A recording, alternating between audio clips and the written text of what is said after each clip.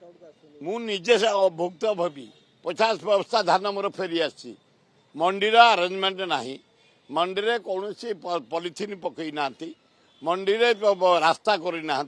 मंडी पाखे पानी रो व्यवस्था नाही मंडी पाखे लाइट रो व्यवस्था नाही धान गले बिक्री होनी जो 3100 पाया कथा सेठी आमर 10 किलो धान काटुले होहा कलापर ए 5 किलो काटुंट अति अन्याय करुँच सप्लाई डिपार्टमेंट खाली फांका आवाज दौर मुख्यमंत्री हस्तक्षेप कर